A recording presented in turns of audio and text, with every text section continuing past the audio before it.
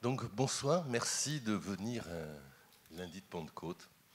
C'est vraiment pas mal.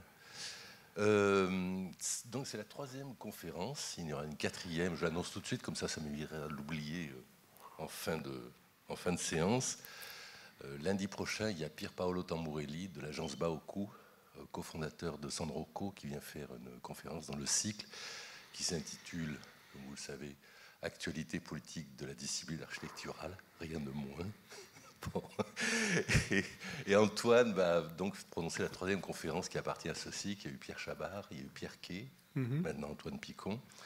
Et donc ça se conclura, ou ça s'arrêtera plus que se conclure, avec la venue de Pier Paolo Tamburelli. Donc Antoine Picon, vous avez pu lire comme moi le cartel qui est à l'entrée, est ingénieur d'Éponge des Sauzet, après avoir fait Polytechnique, que je sache. Il est aussi architecte, il est aussi historien. Et surtout, surtout historien. Il enseigne à Harvard, c'est bien ça? Oui. Et puis, tu diriges des recherches à l'école des Ponts et Chaussées, c'est ça aussi? Bon, j'espère que je n'ai pas oublié j'ai rien oublié d'essentiel, mais peut-être, c'est possible, parce qu'il travaille beaucoup, ce garçon. Donc, il est très présent sur un tas de fronts scientifiques et culturels. Antoine nous fait la grâce de prononcer sa dernière conférence en province. Oui, ça c'est clair. Donc vous êtes des privilégiés, ça ne se reproduira plus, sachez-le. Voilà. Vous avez cette chance insigne et je lui laisse donc... La prochaine fois que je vais à Marseille, c'est pour la thèse de Sylvia. Je lui donne la parole pour cette dernière fois. Bon, toute blague mise à part, vous m'entendez, ça va? C'est pas trop fort? Bien. Toute blague mise à part, c'est un vrai plaisir d'être ici. C'est toujours un plaisir d'être à Marseille. Et merci à Jean-Marc de cette invitation. Donc, je vais essayer de parler d'architecture et politique par un biais un peu particulier. Je vais essayer de pas trop vous emmerder, mais enfin, c'est une conférence qui est quand même un peu théorique. Donc, il faudra un peu s'accrocher à certains moments. Mais enfin, j'espère que vous en sortirez vivant. Et puis, en général, si j'ai une qualité, en général, je ne parlerai pas plus d'une heure. Donc, promis juré. Donc, il est 7h10, donc peut-être même moins. Bien. Alors, ce que je vais vous présenter, c'est un ensemble de réflexions sur architecture et politique qui font suite, et donc, du coup, la question dont j'ai traité dans un livre récent paru à Marseille, et comme sur architecture et matérialité. Et donc, je vais repartir un peu de cette question de la matérialité. Enfin, vous verrez, c'est au croisement d'un certain nombre de choses que j'ai pu faire ces dernières années, aussi d'une réflexion aussi sur l'ornement. Je vous parlerai aussi un peu du rôle qu'a pu jouer l'ornement par rapport à la question de la politique en architecture. Alors, c'est encore des choses sur lesquelles je réfléchis, donc c'est pas complètement stabilisé. Donc, si on a le temps pour les questions, vous pouvez parfaitement être en désaccord total avec moi. C'est pas gênant. Je suis pas sûr d'avoir raison sur toutes les analyses, mais c'est des choses sur lesquelles j'essaye de réfléchir. Alors, première chose, architecture et politique, il y a 10 ans, ce n'était pas la mode. Notamment, par exemple, tu as mentionné l'école d'architecture d'Harvard. À Harvard, tous les étudiants voulaient être des babicoulas, être global, gagner plein d'argent et construire des tours en Chine. C'était ça l'idée. Et la question du politique, elle n'était pas si forte que ça. Et puis, ce qui est très, très frappant, c'est que même dans des endroits comme ça, on a vu arriver une nouvelle génération d'étudiants pour qui la question du politique est une question centrale. C'est que peut l'architecture, comment l'architecture est-elle en mesure de contribuer à rendre le monde un peu plus vivable? Toutes ces questions sont revenues très fortement sur le devant de la scène. Et du coup, chez les universitaires, etc., les gens liés à l'enseignement de l'architecture, on a commencé par se demander comment repenser cette vieille question du rapport entre architecture et politique. Alors, traditionnellement, quand on se dit que peut l'architecture du point de vue politique, il y a vraiment 2 types de réponses qu'on a utilisées, qui sont liées l'une à l'autre. Mais le premier type de réponse, l'architecture, il y a des programmes, ça contraint les pratiques, etc. Ça reflète des pratiques et des rapports de pouvoir. Et donc, du coup, l'architecture, elle est politique par ce biais. Et vous avez des programmes, par exemple, quand vous allez à la cité interdite de Pékin, c'est vraiment très difficile de ne pas comprendre que l'architecture a des rapports très très immédiats avec le politique, avec une certaine vision politique des choses, etc. Donc ça, c'était le premier type de réponse. De la même façon, Versailles reflète un certain nombre d'usages liés à la monarchie absolutiste à la fin du XVIIe et au XVIIIe siècle. Deuxième type de réponse, traditionnelle, l'architecture, c'est du symbolique, c'est quelque chose qui exprime des valeurs, des idées, des symboles, et ça reflète donc des agendas politiques. Par exemple, les historiens ont longuement glosé sur le fait, par exemple, vous prenez les églises de la Contre-Réforme qui essayent de rétablir le catholicisme contre les prétentions du protestantisme, avec notamment en mobilisant une décoration tout à fait abondante et des symboles liés au catholicisme, etc. Eh ben, vous avez là aussi un message politique qui est lié à ça.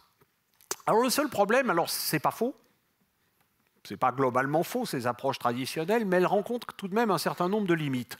Le premier, c'est que lorsqu'on regarde, par exemple, on pourrait être tenté de mettre en rapport la façon dont les choses sont composées et puis les conceptions politiques, mais en fait, on se rend compte que la composition architecturale, elle est singulièrement flexible quant à ses usages politiques. Un exemple, prenez le château de Versailles.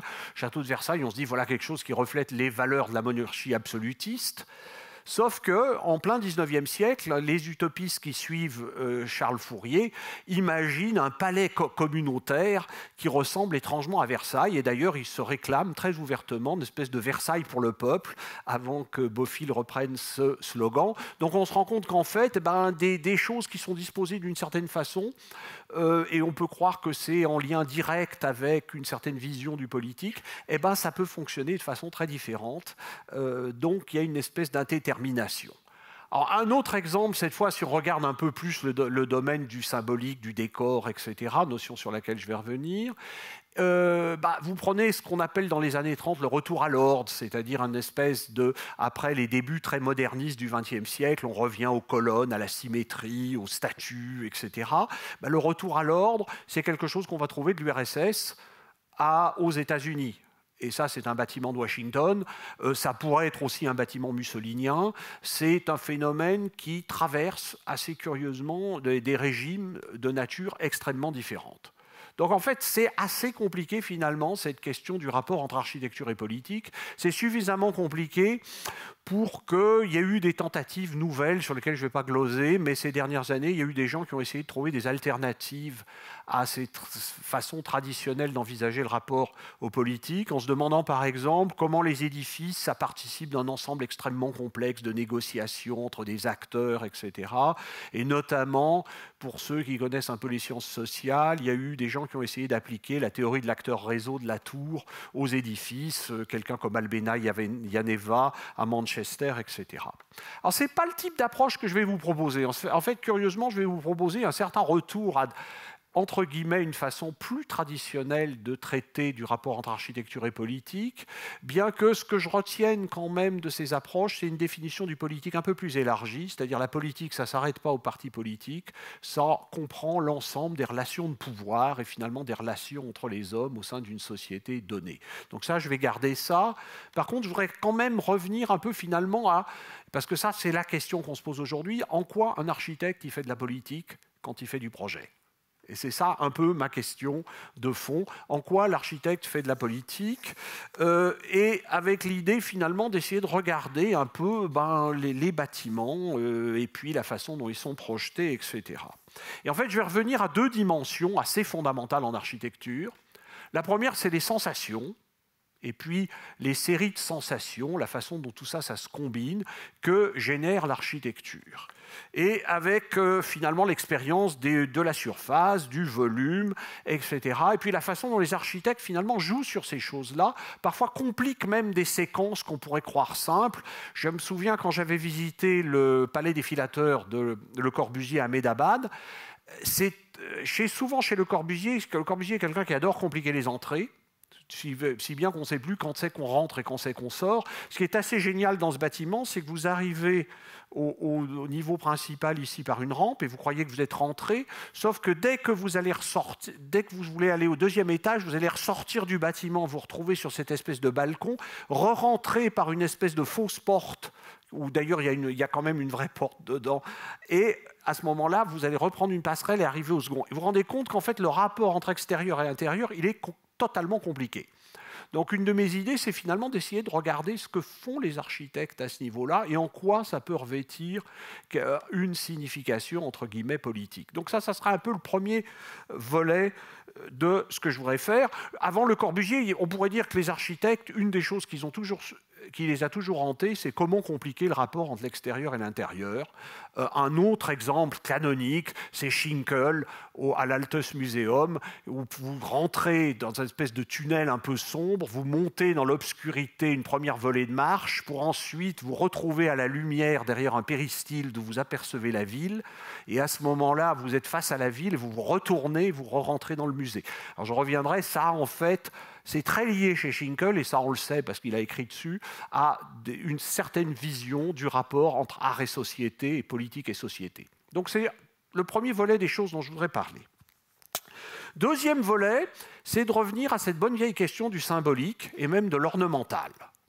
Alors ça, pour plusieurs raisons. La première, c'est que l'ornement, jusqu'au début du XXe siècle, c'était une dimension absolument fondamentale de l'architecture, depuis les ornements les plus modestes jusqu'aux choses un peu plus débridées.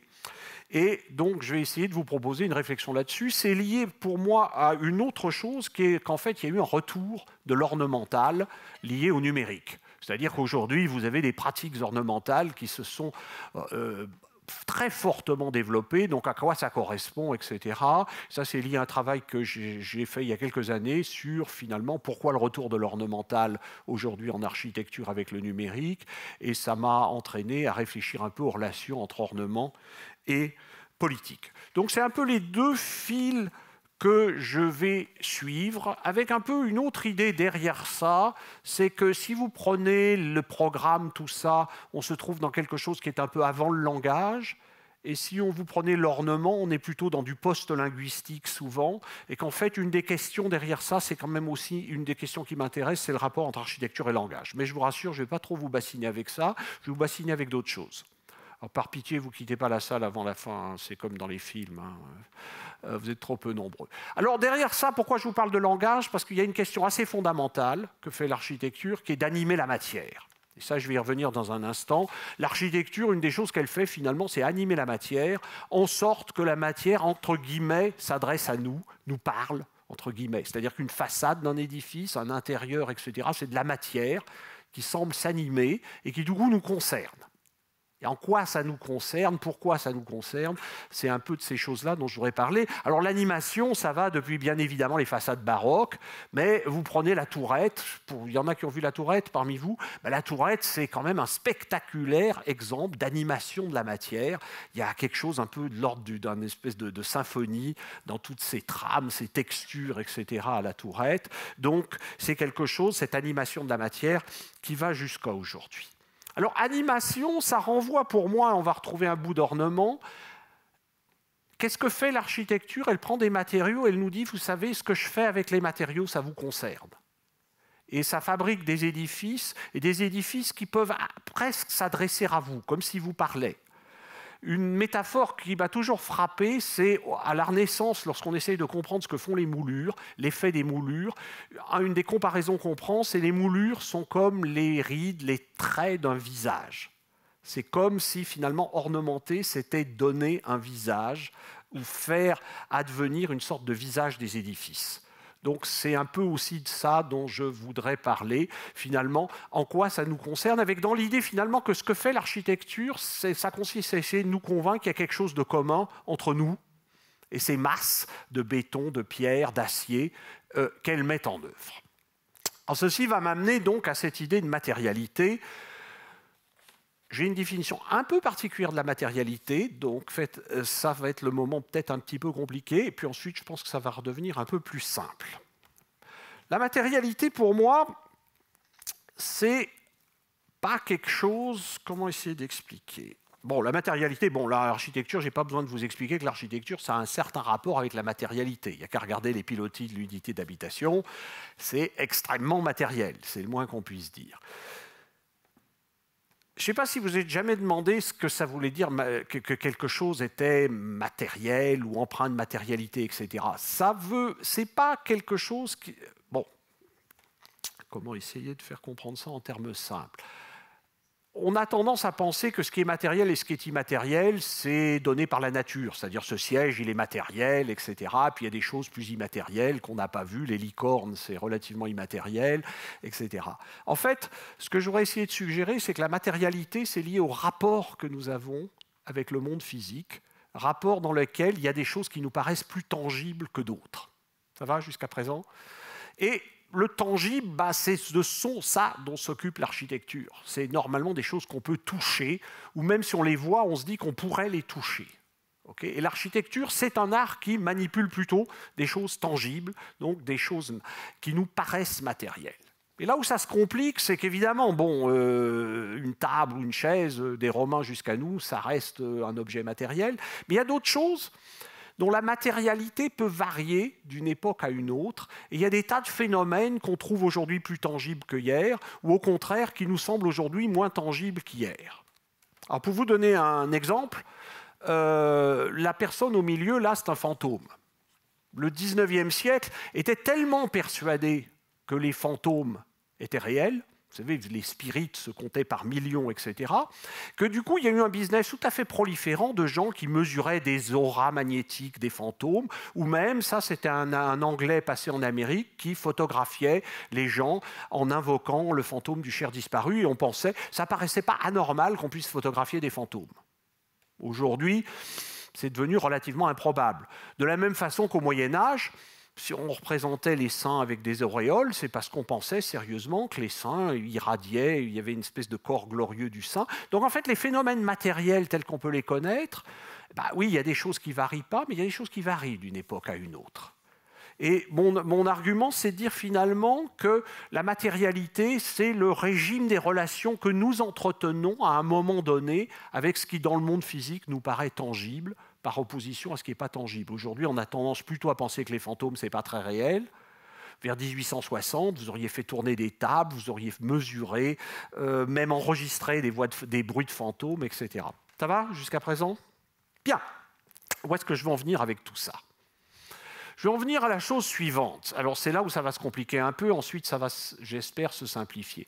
C'est que quand je touche quelque chose, ça ne me dit pas seulement uniquement quelque chose sur la chose que je touche, ça dit quelque chose sur la façon dont moi je me comprends.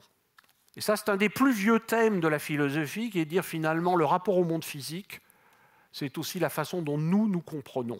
C'est un thème que vous trouvez par exemple chez Descartes, mais pour moi, le plus beau texte que j'ai jamais trouvé dans ce domaine, et malheureusement, ce n'est pas très formidable comme truc, c'est un texte de Condillac, philosophe du XVIIIe siècle, qui a écrit un traité des sensations, dans lequel il imagine, et c'est vraiment tout à fait le rapport au monde matériel, il imagine une statue qui est intelligente, sauf qu'elle n'est pas consciente d'elle-même, et qui n'a aucun sens. C'est-à-dire qu'elle n'a ni la vue, ni l'ouïe, ni le toucher, etc. Et puis, successivement, tout le traité, Condillac lui donne la vue, lui donne l'ouïe, donc elle peut voir, elle peut entendre, elle peut toucher, etc. Puis il y a un moment, en fait, on pourrait croire que c'est la vue, le moment le plus fondamental. Mais en fait, le moment le plus fondamental du traité, c'est quand la statue acquiert le sens du toucher. Et Condillac explique qu'à ce moment-là, la statue avance la main vers un mur, vers un obstacle extérieur, et elle se rend compte que quelque chose lui résiste. Et parce que quelque chose lui résiste, elle se rend compte qu'il y a un monde extérieur et qu'elle a un esprit, une subjectivité, etc. Donc en fait, vous avez la naissance simultanée du sentiment qu'on est différent du monde, dans le monde, et en relation avec le monde à travers cette idée qu'on peut le toucher. Ça va jusqu'à présent ? Alors mon argument central dans toute cette affaire, c'est de dire que ce que fait l'architecture au fond ultimement, c'est de nous suggérer qui nous sommes à travers la rencontre avec ces masses matérielles qu'elle organise et qu'elle nous propose de voir, de toucher, finalement d'organiser le monde du tangible, ce monde de la matérialité. Et si vous réfléchissez à cette vieille notion, qu'est-ce que c'est qu'habiter ? Habiter, ça ne consiste pas uniquement à occuper un espace. Habiter, c'est être capable, on dit d'ailleurs aujourd'hui, je ne sais pas si vous regardé les émissions de Stephen de Plaza, le gars qui fait refaire les maisons là, à la télé, où il y a cette expression que je trouve très fascinante dans toutes les classes sociales françaises aujourd'hui, c'est est-ce que je me projette ou pas? En fait, qu'est-ce que ça veut dire? Si vous vous projetez, ça veut dire qu'en fait, vous êtes capable de vous imaginer, vous, en relation avec ces murs, ces plafonds, etc., etc. Habiter, c'est rien d'autre que ça. Ça, c'est une très belle maison à Hawaï, la maison Liljeström, qui est une des premières grandes maisons modernistes des années 40-50. Et en fait, habiter, c'est finalement quelque chose qui veut dire que ça vous structure en même temps que vous percevez un monde de masse, de textures, de couleurs, de lumière, etc., etc. Et mon argument, c'est finalement de dire l'architecture, ultimement, c'est à propos de la matérialité, envisagée à la fois sur qui sommes-nous et qu'est-ce que ce monde que nous pouvons toucher. Alors dans le livre sur la matérialité, je proposais, alors je vais revenir à la politique, ne vous inquiétez pas, mais je proposais une espèce d'histoire envisagée sous ce point de vue de l'architecture. Si vous avez dû prendre des cours sur la Renaissance, les étudiants, vous n'avez pas échappé à ça. Donc il ne vous a pas échappé qu'une des premières choses qu'on vous dit sur la Renaissance, c'est le monde est mesurable. Et c'est ça qui permet la perspective et le plan, etc. Et mine de rien, le monde est mesurable, c'est un changement par rapport au Moyen-Âge, et c'est en fait, ce n'est pas la même matérialité. C'est-à-dire que le monde physique, le monde des choses qu'on peut toucher, est un monde de choses qu'on peut mesurer. Et toute l'architecture de la Renaissance est liée à cette simple, mais quand même très profondément révolutionnaire découverte. Et en même temps, on a dû aussi vous dire que la Renaissance, c'est lié à l'invention du sujet moderne, de cet être que conçoit l'humanisme renaissant comme affranchi d'un certain nombre de superstitions médiévales, etc., etc. Un autre exemple, alors il n'y a pas que l'architecture qui travaille sur la matérialité. La matérialité, elle est aussi liée à nos machines, à notre culture. Par exemple, si je vous dis « fermez les yeux », vous êtes à bord d'une splendide Ferrari, vous accélérez. Et je vous dis « est-ce que vous pouvez sentir que vous êtes plaqué sur votre siège ?» Et en fait, vous pouvez le sentir. Et en fait, si j'avais dit ça à une assemblée du XVIIe siècle, ils n'auraient rien compris, parce qu'être plaqué sur son siège par l'accélération, quand vous étiez sur un dada dans le meilleur des cas, l'accélération, ça ne faisait pas partie des choses tangibles, sauf à sauter de la fenêtre d'une maison, et à ce moment-là, l'expérience était brève. Donc vous vous rendez compte qu'en fait, la matérialité a changé. Et qu'est-ce qui a changé derrière ça? Je vous ai parlé, vous êtes plaqué, c'est votre corps. Et en fait, votre corps, c'est un mélange à la fois de corps puissants et de corps fragiles, parce que je vous dis, vous avez toujours les yeux fermés, vous êtes à bord de la Ferrari, et je dis, oups, il y avait un arbre, vous venez de vous fracasser contre le parking. Et en fait, à la limite, vous pouvez avoir mal. Et vous vous rendez compte qu'en fait, le monde matériel dans lequel nous vivons, c'est à la fois le monde matériel et c'est le monde de notre corps tel que nous le comprenons dans une société donnée. Et l'architecture, elle nous parle de ça, c'est ça un peu une des choses. Et elle nous parle de ça, et aujourd'hui, il y a des choses, par exemple, qui sont en train de transformer l'architecture, par exemple les gradients de température. Là aussi, si vous étiez en 1760 et que vous parliez de gradients de température, les gens n'auraient rien compris. Bon, on savait bien qu'il y avait des pièces chaudes et des pièces froides, mais on ne réfléchissait pas de la même façon qu'aujourd'hui. Par contre, aujourd'hui, vous avez des architectes comme Philippe Rame et autres qui vous disent, bon, en fait, plutôt que de penser mécanique, il faut penser gradient de température, échange thermique, etc., etc., avec l'extérieur. Et vous vous rendez compte qu'en fait, les gradients de température, c'est en train de devenir tangible. Un autre exemple, c'est l'information. Bon, sans aller voir The Matrix, l'information est en train de devenir de plus en plus physique. Et vous avez des architectes qui s'amusent à jouer avec ça, sur le caractère de plus en plus physique de l'information. Là, c'était un de mes amis, Carlo Ratti, qui avait fait une espèce de pavillon bizarre où l'eau s'écoulait en même temps que l'information. C'est très The Matrix, d'ailleurs. Ce n'est pas complètement un hasard, etc. Du coup, la vraie question de l'architecture d'aujourd'hui, ce n'est pas forcément les formes, même si on aime ou on n'aime pas Zaha Hadid, mais c'est qu'est-ce que ça veut dire habiter aujourd'hui, dans un monde matériel qui est en pleine transformation. Alors ça, c'était un peu pour mettre en place un peu la grille analytique de ce que je veux raconter. Maintenant, je reviens à mes fameuses sensations, etc., en disant finalement ce que fait l'architecture et la façon dont l'architecture agit sur nous. Qu'est-ce qu'il y a de politique dans l'architecture? C'est que l'architecture, elle agit sur nous. Et elle agit sur nous via cet ensemble de choses très tangibles, le grain de la matière, la lumière, l'obscurité, toutes ces choses-là, qu'elle complique encore une fois. Par exemple, vous découvrirez à un moment dans vos études d'architecture que la transparence en architecture, ça demande beaucoup d'opacité. Sauf dans quelques cas très rares, mais la transparence, c'est quelque chose qui se mérite en la combinant avec son contraire. Mais prenons un autre exemple. Quand Louis Kahn, par exemple, la bibliothèque d'Exeter, dit fameusement « une bibliothèque, c'est un être humain prend un livre et va vers la lumière », en fait, c'est le passage de l'ombre à la lumière, c'est aussi découvrir le contraste entre la brique et le bois, la lumière avec ici, vous pouvez d'ailleurs tamiser la lumière ou pas, c'est des tas de choses en même temps. Alors mon argument, c'est de dire finalement, il y a quelque chose dans l'architecture qui joue, consciemment ou pas, sur tous ces aspects-là. Alors du coup, on pourrait être tenté par ce qu'on appelle parfois la phénoménologie, c'est-à-dire revenir à une espèce de côté essentialiste de tout temps les hommes, etc. Ce n'est pas ce que je voudrais proposer. Ce que je voudrais proposer ici, c'est de même que pour moi la matérialité est historiquement datée, de même finalement qu'il y a des types de lumière aujourd'hui dont nous avons hérité, etc., mais qui n'existaient pas à certaines époques, et bien la matérialité et la façon dont l'architecture joue, elle est souvent historiquement datée. Elle a d'ailleurs souvent des liens, je vous parlais de l'automobile, elle a des liens avec l'évolution un peu de notre monde mécanique ou de notre monde de technologie et aussi de la compréhension de notre corps. Une des façons de comprendre la Villa Savoie, par exemple, c'est de comprendre qu'en fait la Villa Savoie est un espèce de grand ralentisseur.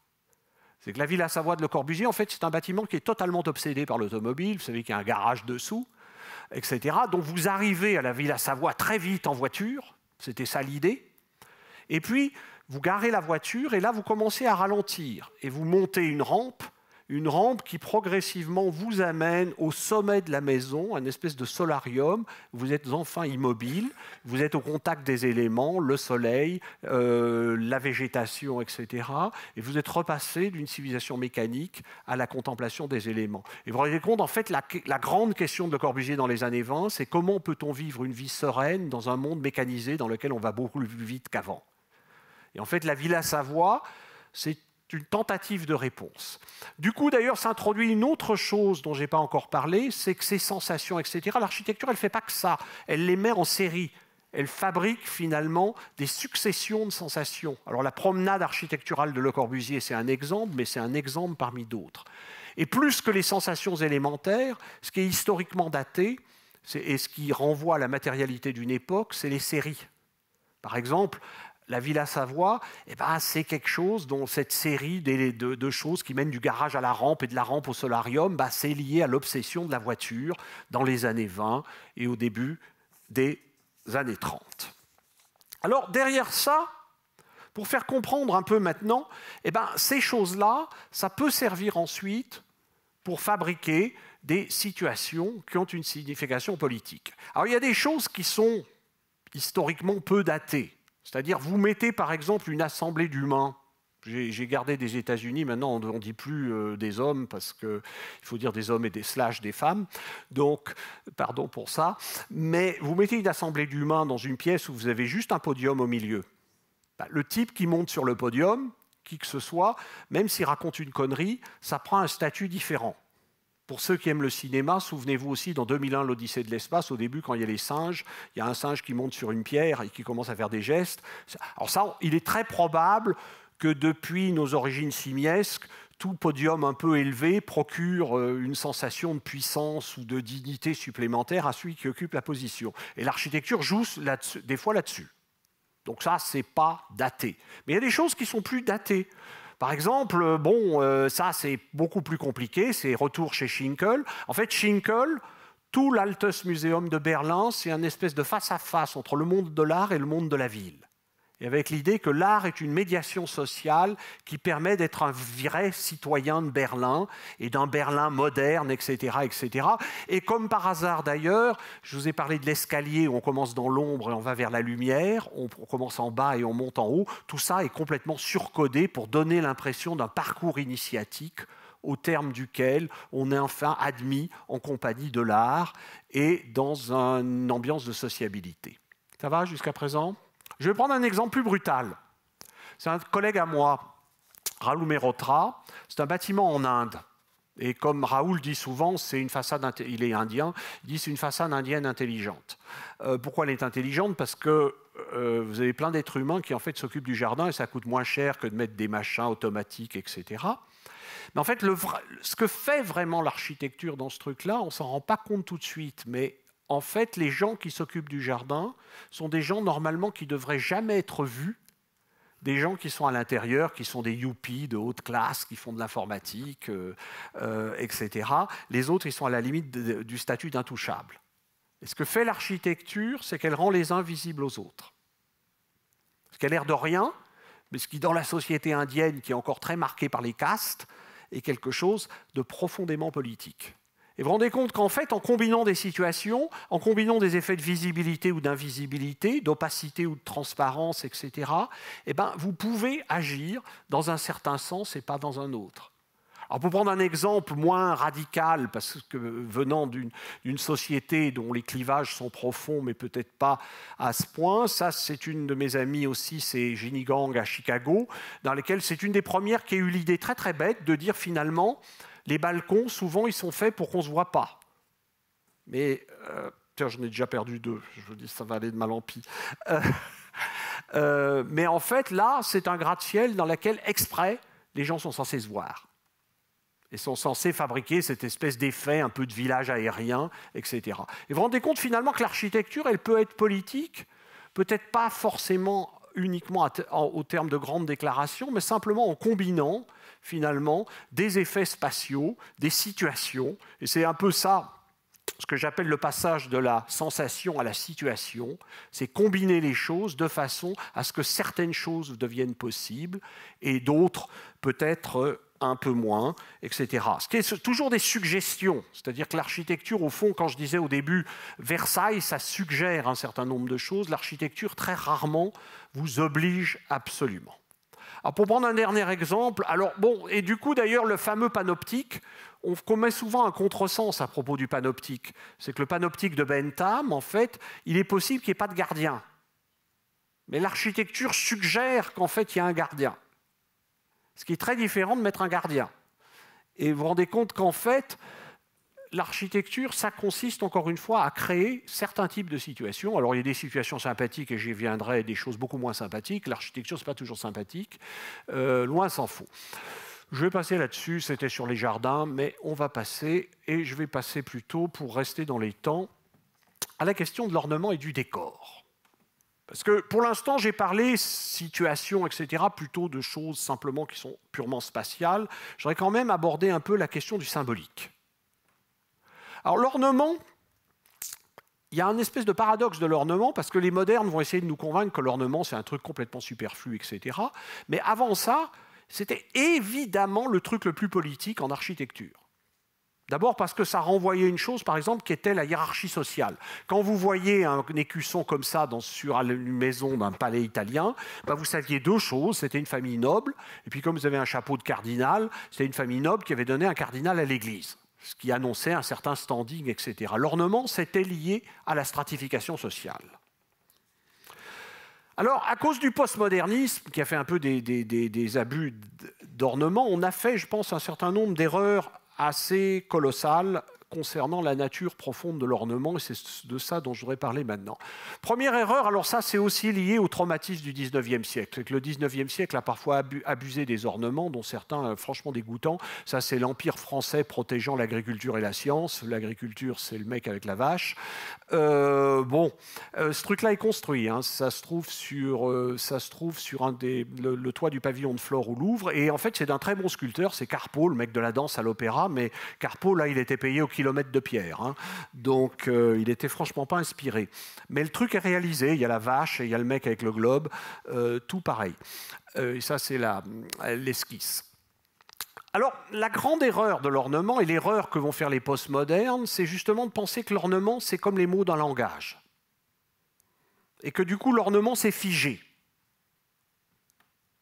Alors que ce que je voudrais vous suggérer, c'est que l'ornement, c'est jamais figé, c'est un devenir ornement. Alors pour me faire comprendre, je ne sais pas si vous avez déjà réfléchi à la différence entre une colonne ionique et une cariatide. Avec la colonne ionique, traditionnellement, vous avez encore quelques notions sur les ordres, Jean-Marc, les étudiants? Bon, vous savez qu'une colonne ionique, normalement, c'est une colonne qui est vachement tentée de devenir le corps d'une femme, comme une femme. Hein? D'ailleurs, ses proportions sont censées, etc. Donc c'est un devenir comme une femme d'une colonne. Du coup, ce qui est bien, c'est que vous pouvez avoir une quinzaine de colonnes ioniques, ce n'est pas dramatique, parce que ça reste discret. Par contre, les cariatides, c'est une colonne qui a complètement achevé de se transformer en femme, c'est devenu un corps de femme. Du coup, si vous en mettez 15, ça ressemble à Las Vegas. Et qu'est-ce que ça veut dire? Ça veut dire qu'en fait, un ornement qui sursignifie est un ornement qui dysfonctionne. Un ornement est toujours un devenir ornemental. C'est une destinée, si vous voulez, qui s'amorce. Et gardez ça en présent parce que ça va, j'espère, vous faire comprendre ce que c'est qu'un décor après. Alors du coup, le postmodernisme, d'ailleurs, c'est complètement loupé là-dessus, parce que ça, c'est sûr que quand on voit des trucs comme ça, aujourd'hui, ça fait quand même un choc. Mais, et ça, c'est typique de quelqu'un qui pense que l'ornement, c'est un machin figé, un peu comme la cariatide, etc. L'effet que ça produit est un peu nauséeux. Et encore une fois, ou alors vous dites c'est une annexe du Caesar Palace à Las Vegas, et c'est plutôt sympa et rigolo, et on va boire des cocktails. Mais ça ne fonctionne pas très bien. Alors, où est-ce que je veux en venir? C'est la chose suivante. La signification en architecture, l'erreur postmoderne a été de penser que l'architecture, ça fonctionne de façon optimale avec des significations figées, un peu à la façon dont vous iriez pêcher des mots dans un dictionnaire pour faire une phrase dans une langue que vous ne connaissez pas très bien et vous assembler. En fait, ce n'est pas comme ça que ça marche. Ce n'est pas comme ça que ça marche. En fait, les ornements, de même qu'un ornement, c'est un devenir ornement, l'ornement lui-même ne fonctionne que quand il devient cette chose bizarre qu'on appelle un décor. Et décor, c'est en fait un mot qu'on a tendance à prendre de façon péjorative, etc. Décor, c'est lié à décorum, et c'est lié aussi à la bonne façon de faire les choses socialement. Et en fait, il y avait dans l'idée finalement que l'ornement, lorsqu'il s'organise, qu'est-ce que c'est qu'un décor? C'est lorsque les ornements s'organisent pour devenir ce qu'on appellerait aujourd'hui un environnement immersif, c'est-à-dire un espèce de système qui nous englobe et qui semble investi d'une signification. Mais ce qu'il faut comprendre, c'est que la signification, il ne faut pas qu'elle soit trop précise. Et par exemple, le gothique, les façades gothiques, c'est plutôt de l'ordre du décor que de l'ordre du livre. Vous savez que Victor Hugo a, de façon célèbre, comparé les cathédrales gothiques à des livres qu'on pouvait lire, etc. En fait, personne ne lisait les cathédrales gothiques. Ça, c'était une fantasmagorie d'Hugo. En fait, on n'allait pas lire ça comme on allait au catéchisme. Simplement qu'on avait l'impression que c'était un ordre qui avait une signification. Vous me suivez toujours? Ça va?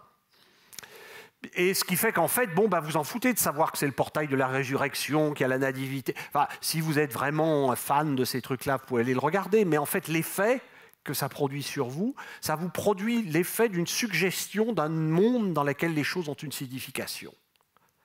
Et c'est pareil à Versailles. La galerie des glaces, elle est entre le salon de la paix et le salon de la guerre.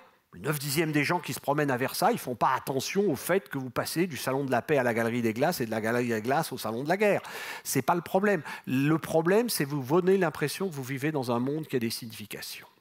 Alors, où est-ce que je veux en venir derrière ça? C'est que le symbolique, profondément, c'est la suggestion que le monde dans lequel nous vivons est fait pour les hommes. Comme une scène de théâtre. Là aussi, reprenons une expérience simple. Je ne sais pas si vous êtes jamais rentré avec des copains dans un théâtre vide et peu éclairé. Vous montez sur la scène, quelle que soit la connerie que vous racontez, elle prend un statut légèrement différent. Vous prenez cette salle, quel que soit le zigoto qui est ici et qui raconte quoi que ce soit, ça prend un statut différent. Et en fait, l'architecture, ça consiste à organiser les masses, etc., de façon à ce qu'elle nous suggère que oui, il y a une place pour l'homme dans le monde. C'est un monde qui est dessiné pour les hommes, qui n'est ni la nature, ni l'au-delà, mais entre les deux. Et d'où un peu la métaphore du théâtre, ça c'est le théâtre olympique. Et en fait, l'ornement, pendant longtemps, à côté des situations, les situations servent à faire ça, mais l'ornement servait à faire ça. Et qui n'est pas un ordre figé, c'est l'émergence d'un ordre, comme si tout d'un coup un monde était donné à explorer aux hommes, qui est un monde humain. Et c'est ça, habiter aussi. C'est se dire, habiter, qu'est-ce que ça veut dire? Ça veut dire que j'ai ma place dans l'endroit que j'habite. Et mine de rien, avoir sa place quelque part, c'est quelque chose de compliqué à organiser architecturalement. Et l'argument que je donnerais volontiers, c'est qu'en fait, c'est quelque chose de profondément politique. D'ailleurs, à propos de politique, je ne sais pas si vous vous souvenez, une des premières choses pour la fondation de Rome, c'est le pomerium, ça consiste à faire une limite et à dire à l'intérieur c'est la ville, à l'extérieur c'est autre chose. Et donc ça consiste finalement à délimiter. Et l'ornement, en fait, ça avait comme fonction de fabriquer un cadre, de façon très littérale. Il y a un spécialiste d'art islamique qui avait écrit un assez beau texte sur le rôle de l'ornement en disant finalement l'ornement en architecture, c'est de faire un cadre pour les actions des hommes, en sorte que la prière ou simplement déjeuner avec des amis, etc., paraissent investis de signification. C'est d'ailleurs quelque chose que les grands architectes comprennent. On s'est beaucoup gaussé à un moment, vous savez, de Charles Garnier. Charles Garnier, il fait une entrée de l'opéra qui est aussi grande que le théâtre. Les architectes, tous des crétins, etc. Sauf que Garnier, en fait, il avait très très bien compris qu'un opéra au XIXe siècle, la fonction consiste à écouter un opéra est seconde par rapport à la fonction de la société qui se regarde elle-même. Et en fait, le foyer de l'opéra, si ça reste jusqu'à aujourd'hui plus célèbre que la salle elle-même, c'est parce que c'est un endroit qui met en spectacle la société, à travers d'ailleurs un délire d'ornement. C'est une combinaison de situations et d'ornements. Les situations, par exemple, vous avez tout ce rôle des balcons, etc. Mais vous avez aussi un délire d'ornement. Alors, où est-ce que je veux en venir derrière tout ça? C'est finalement de dire, et si l'architecture, finalement, elle était politique, à un autre niveau que simplement la coercition des grands programmes, mais évidemment, quand vous faites une prison, c'est politique, etc., mais ce n'est pas forcément de l'architecture de faire une prison. Par contre, créer des situations, créer des décors, au sens de la suggestion d'espace dans lequel ce que font les hommes est un sens, ça, c'est politique. Alors, ce n'est pas sans analogie pour ceux qui ont quelques lettres en philosophie avec ce que le philosophe Jacques Rancière appelle les régimes esthétiques. Rancière explique assez longuement dans un de ses textes que dans une société donnée, qui a le droit de voir quoi? Qui est visible à qui? Un peu mon histoire avec ma façade indienne, etc. Toutes ces questions sont éminemment politiques. Qui est visible? Comment? Qu'est-ce que vous avez le droit de voir, etc. Donc finalement, c'est une des choses que fait l'architecture. Alors il y a des bonnes politiques de la matérialité. Par exemple, la Renaissance, l'architecture de la Renaissance, des hordes de spécialistes l'ont dit les uns après les autres, par exemple, elle est profondément politique, elle croit dans la police, dans la cité, elle invente ou réinvente des programmes civiques, etc. Et ça, c'est Brunelleschi à Florence. Alors vous avez aussi quand même une architecture, l'architecture, ça peut être très mauvais. Vous avez des architectes, prenez Albert Speer, qui est un type qui crée des situations et des décors tout à fait signifiants, sauf qu'ils sont faits pour suggérer que certains sont très grands et d'autres sont tout petits. Ça, c'est Nuremberg.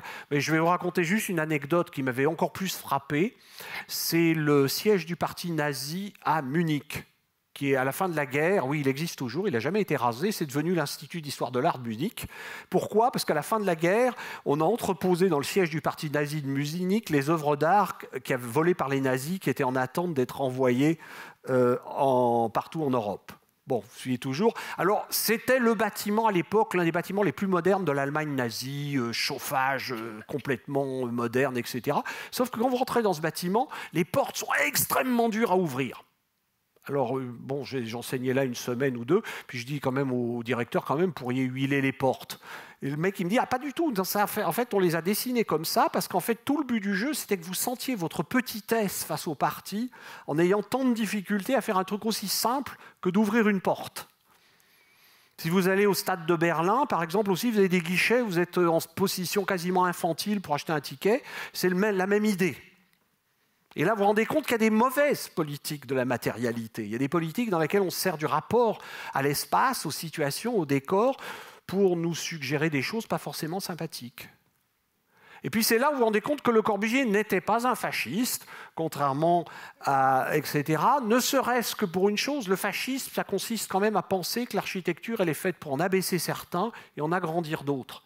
Le Corbusier, il fait une chose qui, pour lui, c'était un très mauvais politique par ailleurs, mais il avait une politique de l'architecture, c'est que tout le monde avait le droit à l'élégance et à la beauté architecturale. Et quand il dessine la maison du jardinier à la Villa Savoie, c'est le jardinier, c'est pas la villa, mais c'est dessiné avec élégance, etc., et avec le même souci du détail que la villa principale. On l'a restaurée récemment, et je dirais, c'est une forme de politique de l'architecture.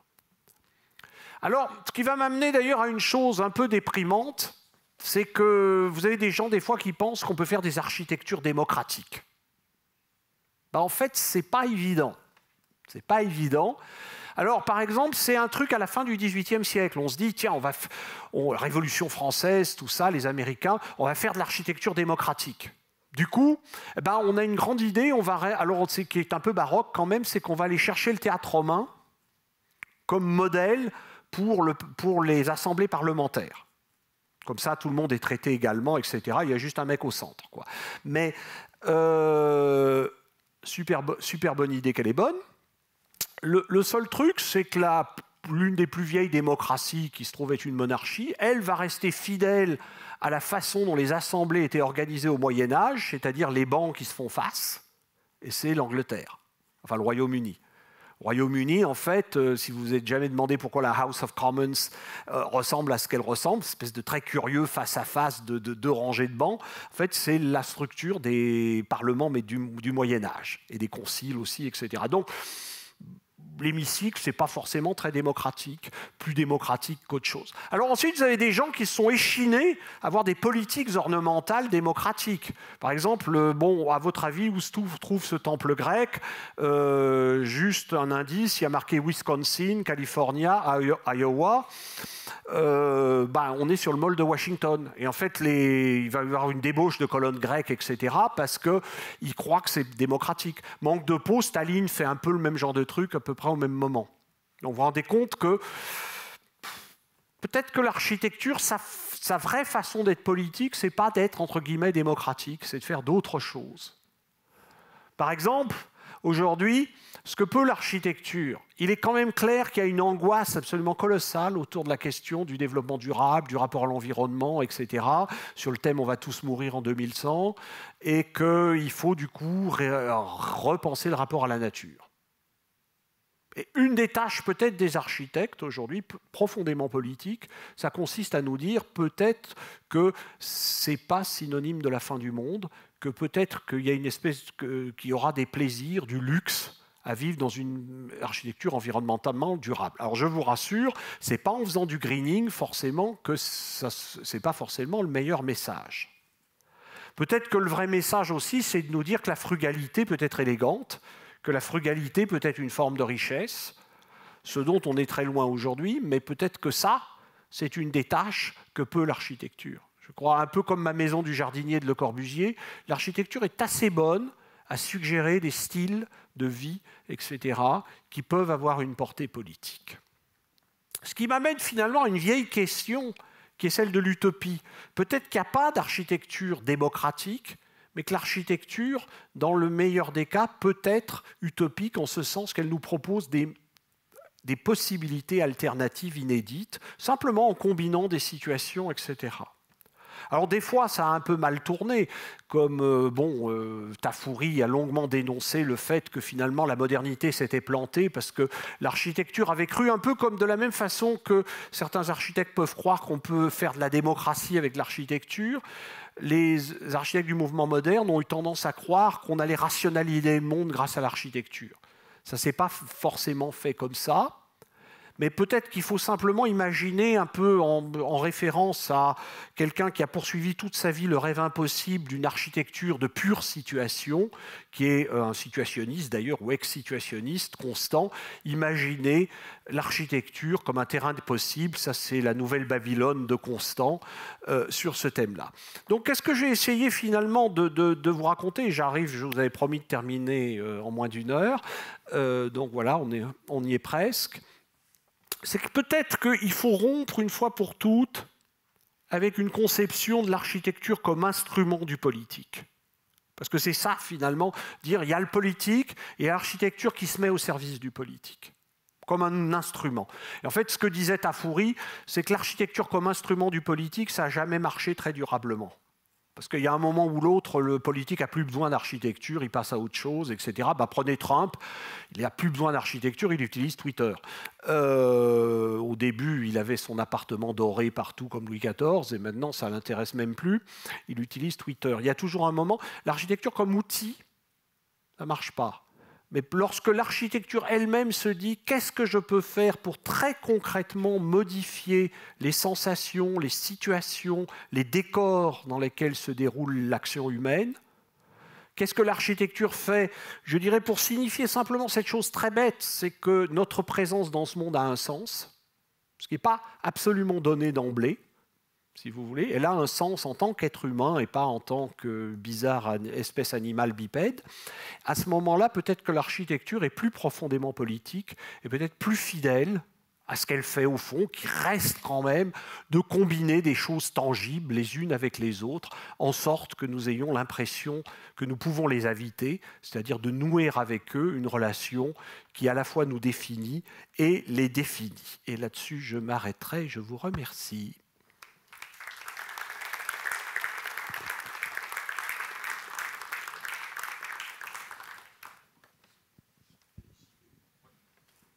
Bravo.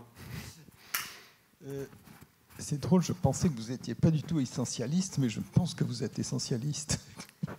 Ah non, non, parce que je pense que c'est historiquement daté. Non, je pense qu'il y a des trucs essentiels, c'est-à-dire je suis quand même un peu essentialiste en ce sens que bon, on a deux yeux et deux oreilles depuis très longtemps, donc si vous voulez, il y a quand même des aspects, si vous voulez, de perception, etc., qui dépassent un peu les circonstances historiques, mais il y a beaucoup d'autres aspects qui sont complètement liés, par exemple la lumière. C'est que lorsqu'on invente la lumière zénitale au XVIIIe siècle, on invente un nouveau type d'ambiance, etc.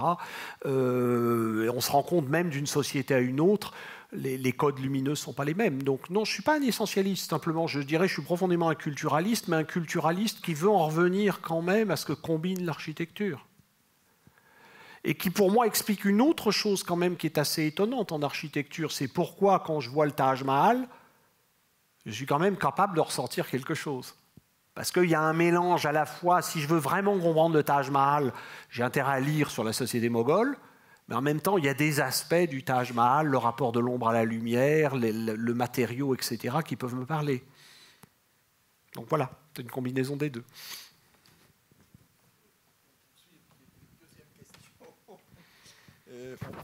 On entend parler beaucoup de physicalité. Comment vous le poseriez ça par rapport à la matérialité que vous décrivez?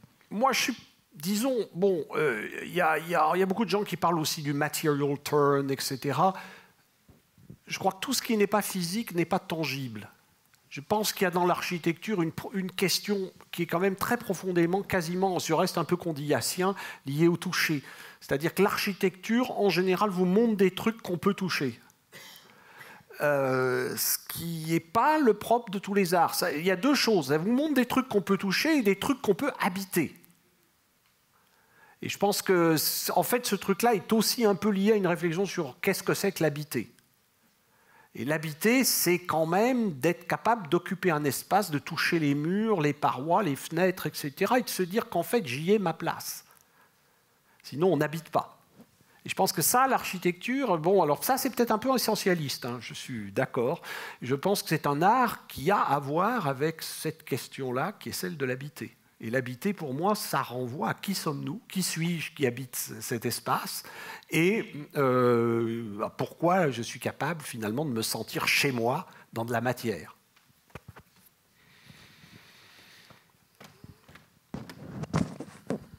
Antoine, ce n'est pas vraiment une question, c'était d'abord des remerciements, parce que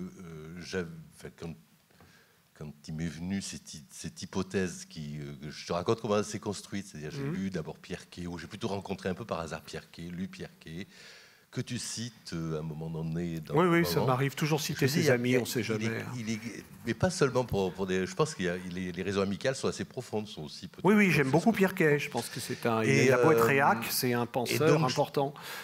Donc j'ai formulé, sans jamais l'expliciter, le titre que j'ai donné à cette série de conférences, Actualité politique de la discipline architecturale. Et je trouve que ta conférence explicite parfaitement ce titre, c'est-à-dire d'avoir un premier remerciement qui, comment dire, consiste à traiter la question. Bah, c'est toujours mieux de la traiter. Hein. Si mais c'est pas toujours avec, si j'étais venu avec une conférence sur les orgues hydrauliques au XVIIe. Mais bon, donc non, c'est pas tellement c'est pas une question, mais c'est des remerciements pour la clarté avec laquelle tu poses la question de la discipline où tu travailles l'architecture. Alors moi j'appelle ça discipline. C'est peut-être dans une perspective effectivement un petit peu pédagogique, c'est-à-dire c'est ce que tu fais aussi, c'est-à-dire c'est de raconter aux étudiants que notre travail d'architecte, l'exercice de l'architecture, n'est pas simplement la réponse à un certain nombre de choses, mais une prise de position sur le monde. Ce que tu racontes extrêmement bien sur ça, tout à fait. Et si possible, une prise de position sur le monde où il serait un peu plus facile, un peu plus agréable, un peu plus confortable d'y habiter. Donc effectivement, ça renvoie aux situations que tu as commencé que tu as décrites dans tout à l'heure. Et le décor, je suis très attaché au décor parce que tout le monde en général a tendance à cracher sur le décor en disant c'est décorativiste, etc. Je pense qu'il y a quelque chose de fondamental dans l'effet du décor. Alors d'ailleurs, on peut faire du décor par d'autres biais que des ornements, mais cette espèce d'idée finalement d'un cadre immersif. Ça, je suis assez attaché à ça. Parce que je pense que ça a conduit d'ailleurs à beaucoup, encore une fois, d'erreurs sur la question de l'ornement, qui est de s'imaginer qu'un ornement est comme un mot, et qu'ensuite on forme des phrases, ensuite on tient des discours. C'est partiellement vrai, mais c'est que très partiellement vrai. En fait, on fabrique surtout des espaces qui vous disent, vous savez, vous êtes les bienvenus, parce qu'en fait, je vous raconte quelque chose sur les hommes, sur ce qu'ils croient, etc. Et ça me semble tout à fait fondamental. Oui, une petite remarque incidente qui renvoie à la question de l'essentialisme, mais aussi à la question de toutes les périodes historiques, finalement, sont différentes et spécifiques. Et quelque chose qui trouble un peu cette dichotomie, enfin cette contradiction, c'est le fait qu'il y a des bâtiments qui ont été conçus avec beaucoup de sens par rapport à leur période, contextuel, historique, et qui nous touche, qui continue à nous toucher. C'est ce que je disais sur le Taj Mahal. Et pas forcément, effectivement, du point de vue du langage, mais du point de vue des sensations. C'est-à-dire, comme toi, j'ai été sensible, quand je suis rentré dans l'Opéra de Paris, à la manière dont ça nous emporte. Comme toi, certains bâtiments de Le Corbusier, ça m'a hérissé les poils des bras, etc. Des bras, parce que moi, sur la tête, c'est difficile à hérisser. Mais... Donc, voilà, il y a quand même... là, on est dans la matérialité au sens fort du mot, quoi. On n'est plus dans le langage. C'est comme la musique. Mais je ne pense pas que, justement, dans le livre, j'ai un long j'ai un long développement sur la question du langage. Je pense justement que l'architecture essaye de parler. Et c'est un devenir visage de l'édifice. Mais si elle parle, c'est plus de l'architecture. C'est pour ça que, au fond, je pense que le texte de Hugo sur Notre-Dame témoigne d'une profonde incompréhension de l'architecture. C'est que l'architecture n'a jamais été un livre de pierre. C'était un décor de pierre, pour moi, ce qui est tout à fait différent.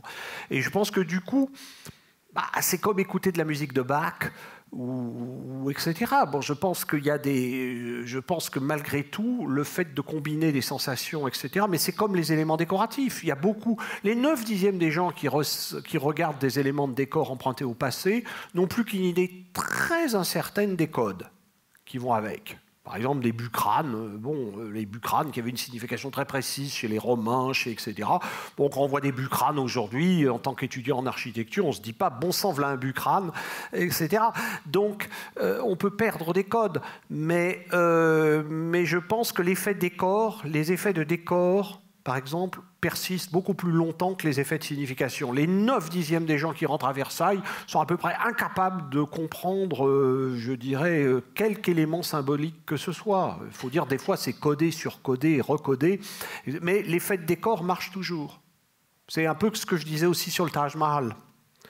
Ça ne marche pas. Je ne suis pas essentialiste en ce sens, je ne prétends pas que ça marche pour l'éternité.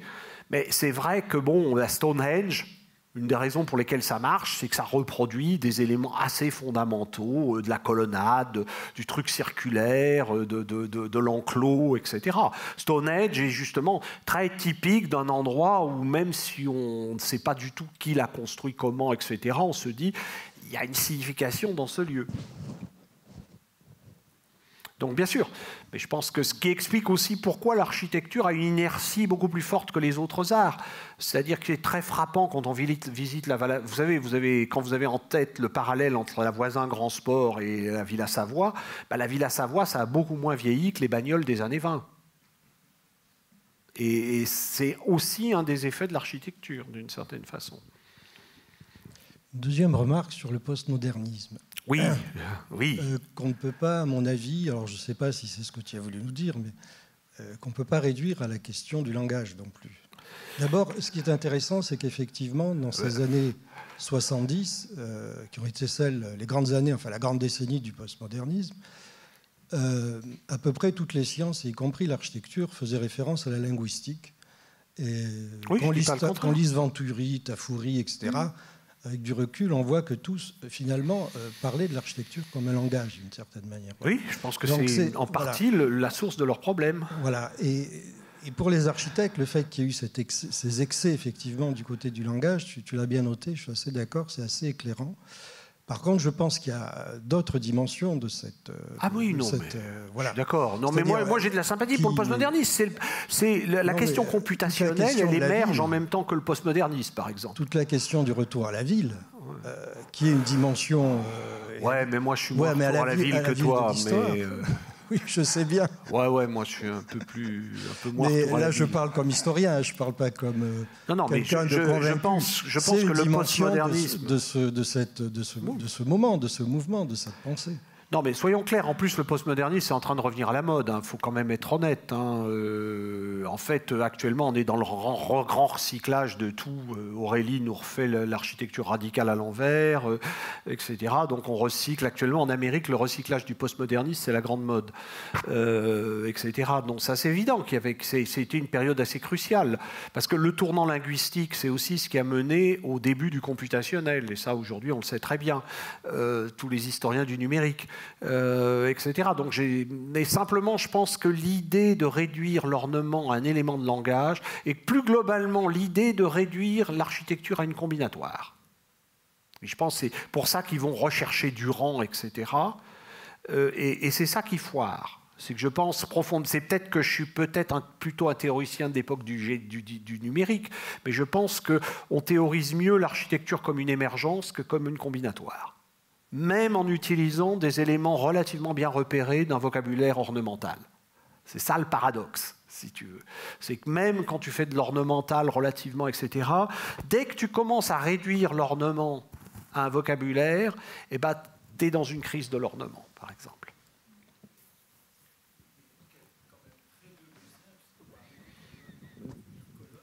Oui, non, mais je flirte un peu, mais je ne suis pas deleuzien au fond, moi je suis un cartésien. Des agencements, des manières de composer sous forme d'agencement plutôt que de composition, par exemple. Oui, je suis assez d'accord, mais... Oui. Bon, vous ne vous sentez pas deleuzien, Non, je ne me sens pas deleuzien. J'utilise beaucoup Deleuze parce que je pense que Deleuze est un des philosophes les plus importants si on veut comprendre le tournant numérique, par exemple. Et globalement, je dirais, tous les nouveaux matérialismes d'aujourd'hui doivent à Deleuze. Mais je dirais même Latour, je me souviens d'avoir réussi à faire confesser à Latour à la sortie d'une conférence qu'en fait c'était un néo-deleuzien. Je dirais dans le latourisme et un néo-deleuzianisme à bien des égards. Je dirais le tournant matérialiste, il est dû à Deleuze. Mais moi je regarde plus en tant qu'historien, c'est-à-dire pour moi c'est un objet historique la pensée de Deleuze, et c'est un objet historique comme Condillac permet de comprendre des pans entiers de la pensée du XVIIIe siècle. Je trouve que Deleuze permet de comprendre un certain nombre d'aspects clés de ce qui s'est passé ces 25-30 dernières années. Autre point, vous parlez beaucoup de la matérialité comme chose tactile, c'est-à-dire de la main. Oui. Une bonne partie du versus moderniste ou moderne, notamment les textes de chez Barthes, parlent à l'inverse et Benjamin du reste parle de quelque chose qui ne laisse pas de traces, le verre, et toute cette condition nouvelle de l'habiter avec une paroi de verre en façade. l'absence de meubles, etc. Qu'est-ce que vous en pensez alors par rapport à votre approche tactile, Julien?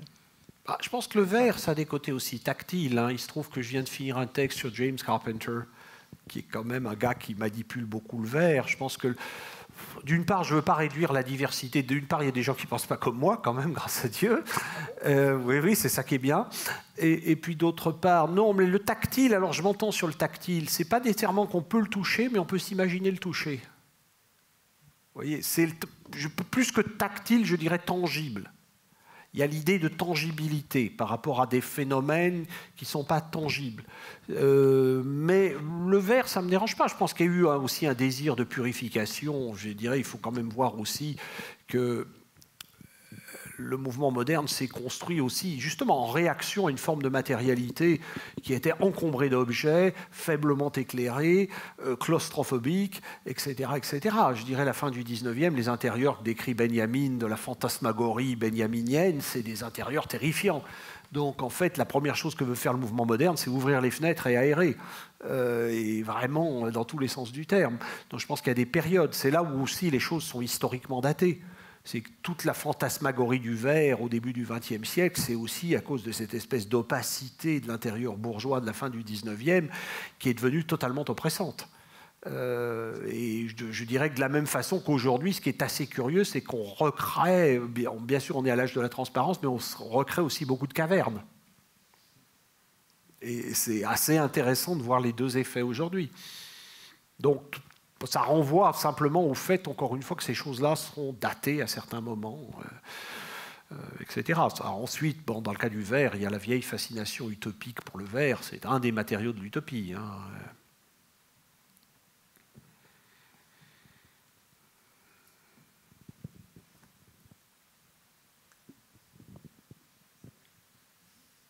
Oui ?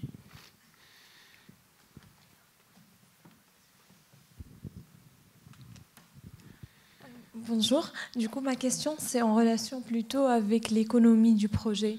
Comment l'économie a du rapport avec la politique? Parce qu'en fait, quand vous avez parlé de cette idée d'avoir de l'architecture qui est un outil de politique, et entre l'idée d'avoir plutôt une architecture qui permet de révéler des situations qui peuvent être modificatrices de la politique, en fait, je trouve que finalement, l'économie, si elle est politique en elle-même, on ne va pas réussir vraiment à créer des situations. Et dans plein d'exemples de ce que vous avez pu montrer, j'ai trouvé à chaque fois qu'il y a aussi cette question de l'économie politique qui intervient dans le projet et qui fait que, voilà, il y a dans des situations, ce qu'on veut montrer, ce qu'on veut valoriser ou pas, ce qui fait en fait que dans l'architecture, ça paraît comme ornement ou comme du décor en fait. Comment vous pensez l'économie un peu politique du projet?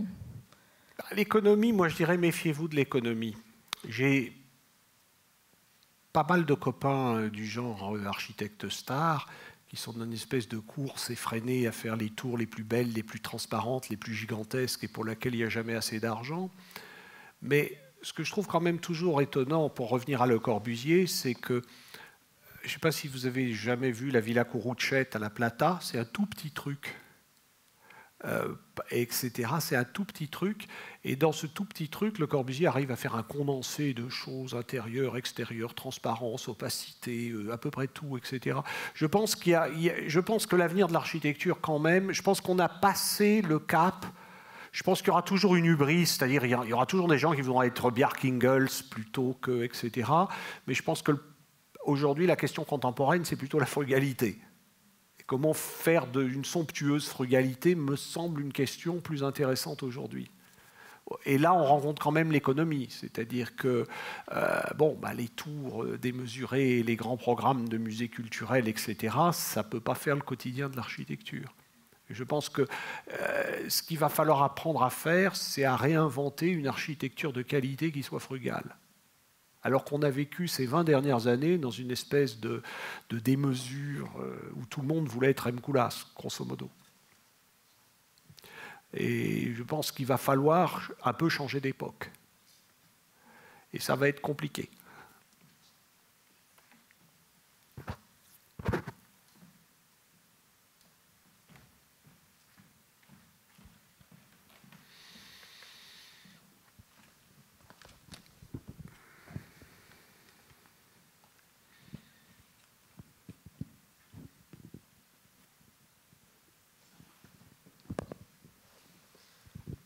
Oui, bonjour.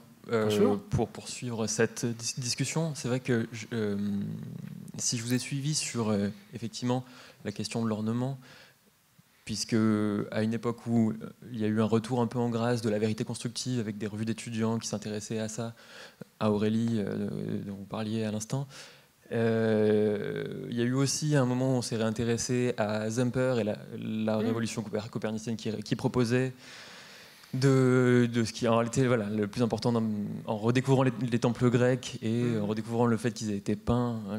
Dire qu'à la fin des fins, c'est la surface qui était l'essence même du projet et que le support, l'os blanchi qui nous reste après des milliers d'années d'érosion, là où on pensait trouver une vérité constructive, on ne trouve plus qu'un support. J'ai moins suivi le lien aux politiques que vous proposez, parce que les exemples que vous montrez sont tous des exemples d'architecture qui sont en soutien d'un système politique dominant. Mis à part le projet indien qui, lui, cherche à subvertir, au contraire, un système de caste. Alors, et, oui. Quels sont les... comment... C'est une bonne question. Ça, c'est une question astucieuse. Pour ajouter, effectivement, puisque si vous parlez de décor, un décor, pour être compris, doit s'appuyer sur une vision du monde qui est partagée communément.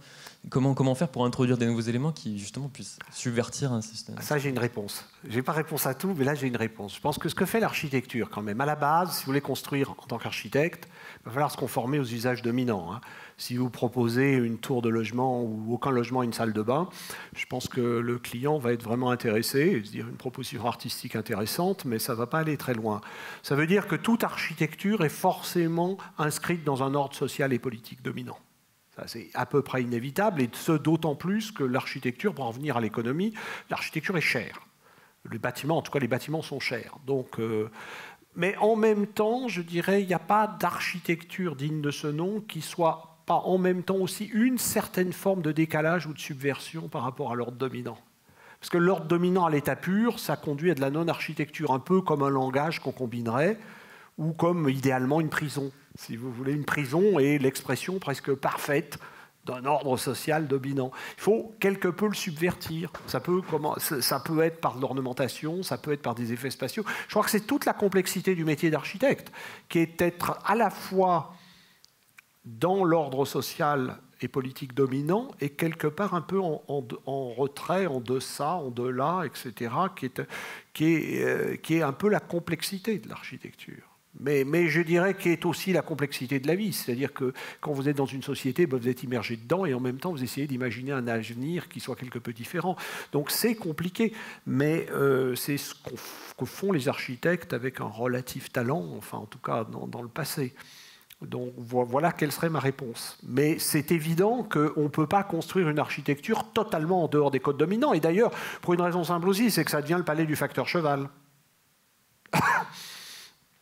Et en fait, d'où d'ailleurs les ambiguïtés, pour revenir à mes fameux trucs sur Le Corbusier, d'où les ambiguïtés du positionnement des architectes face à l'autorité. C'est que les architectes adorent l'autorité, parce qu'elle décide qu'ils vont construire, etc. Puis en même temps qu'ils adorent l'autorité, ils ne l'adorent pas tant que ça, parce qu'il y a toujours dans l'architecture une architecture réellement émancipatrice, n'est pas entre guillemets une architecture démocratique, c'est une architecture qui essaye de subvertir des codes trop dominants et de donner à voir autre chose. Les Mehrotra, en Inde, il est dans une caste, d'ailleurs plutôt élevée, mais il n'est pas brahmane, mais il est dans une caste, etc. Et il joue le jeu de l'Inde. Simplement, il le subvertit à la marge. Et là aussi, le travail de subversion doit être tel qu'il soit acceptable. Sinon, là aussi, vous devenez Mata et vous découpez les immeubles et ça devient de l'art. Mais en tant qu'architecte, il faut encore une fois que ça soit acceptable par les clients. C'est compliqué. C'est aussi d'ailleurs un des rôles de l'ornement. L'ornement, c'était un truc super pour raconter autre chose avec l'ornement que ce que vous racontiez par ailleurs. Si vous voulez. C'était un espèce de double registre tout à fait étonnant. Vous avez nombre d'édifices 17e, 18e qui tiennent un discours d'un côté avec les murs, etc., et qui tiennent un autre discours avec l'ornement. J'avais une piste, si je peux rebondir, si oui. vous avez d'autres questions, j'avais une piste à vous proposer, c'est que, alors j'aurais du mal à me positionner dans l'ordre du symbolique que vous proposez, puisque c'est...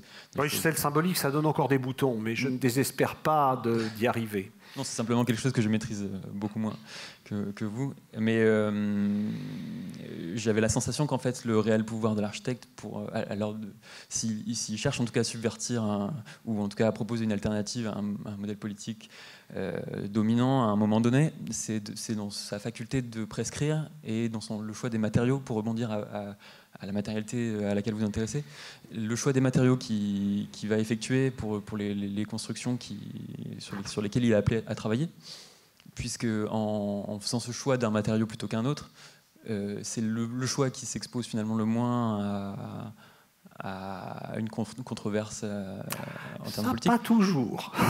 Effectivement. Mais pour le coup, ça entraîne toute une chaîne sociale de gens qui fournissent la matière, qui la mettent en œuvre, qui... Je vais vous dire plus pragmatiquement, je pense que l'architecte il joue avec ce avec quoi on le laisse jouer. Pour vous donner une anecdote sur les matériaux, j'ai un copain qui construisait en Russie, et puis il avait proposé, je ne sais pas, de remplacer le granit par autre chose, etc. C'était un bâtiment pour la mafia russe, enfin grosso modo les commanditaires. Donc ça s'est terminé avec le mec qui met le revolver sur la table et il dit « granit ». Bon, et puis ça a été en granit. Donc, si vous voulez, les matériaux... Non, l'architecte, pour prendre une autre métaphore, dans le poète latin Lucrèce explique assez bien, vous savez, l'origine du monde, tel qu'on le connaît, c'est ce qu'on appelle en anglais la swerving, c'est-à-dire une légère déviation de la chute verticale. Il imagine le monde au départ comme une pluie d'atomes. De temps en temps, il y a un atome qui va un peu de travers, il cogne comme un autre atome, ça crée un début d'assemblage, etc., et ça crée le monde. Je crois que l'architecture, c'est un peu ça. Ça consiste de temps en temps à faire aller un petit truc en biais. C'est pas beaucoup, mais ça suffit à fabriquer des mondes différents au bout d'un certain temps et d'un minimum de talent. Je pense que c'est ça qu'il faut chercher. Il ne faut pas chercher à refonder le monde totalement. Ça, si vous voulez refonder le monde, soyez autre chose qu'architecte. Mais il faut chercher à le faire légèrement aller en biais. Ce qui est déjà beaucoup, et ce qui est extrêmement difficile dans un univers comme le bâtiment. Mais pour prendre un exemple marseillais, Pouillon, à l'époque du béton triomphant... Oui, c'est vrai. Pouillon sur la pierre, oui, là, c'est un coup qui a réussi, c'est vrai. C'est vrai qu'il transforme complètement, mais c'est aussi un coup qui réussit. Ça sera un bel exemple de situation. Tiens, je n'avais pas pensé à Pouillon. C'est vrai que ça marche assez bien sur Pouillon.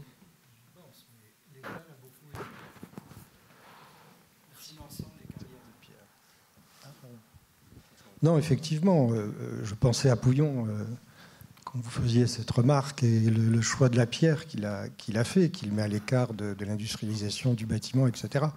Sauf que au moment où il utilise la pierre, l'État en fait un composant industriel en finançant les carrières de pierre. Et voilà. Mais donc en même temps, il a réussi. Voilà, en même temps, il a réussi à se mettre à côté.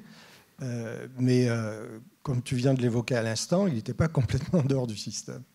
Non, mais il n'y a pas d'architecte... C'est une illustration de ce que vous dites tous les deux. Il n'y a pas d'architecte complètement en dehors du système. Ou alors c'est des architectures de papier ou des mecs comme moi. Moi, je peux à la limite être en dehors du système. Là aussi, à l'intérieur de certaines limites. Hein, mais dès qu'on commence à construire, ça devient beaucoup moins évident. C'est aussi pour ça que l'architecture... Je dirais, on sort d'une période dans laquelle la pratique architecturale a été très vite, elle s'est globalisée, etc. Mais l'architecture a aussi été beaucoup faite aussi d'architecture de papier, parce qu'il y a des choses qu'on ne peut pas construire. Bon, jamais personne n'a proposé à Boulay de construire un de ces monuments délirants, etc. Et l'architecture, elle se nourrit aussi de rêves et de spéculations, qui à leur tour inspirent, etc. Je crois qu'il faut voir tout ça un peu comme ça. Et c'est ça qui crée globalement cette espèce de déclination qui font que les atomes vont un peu de travers et créent des corps organisés. Voilà.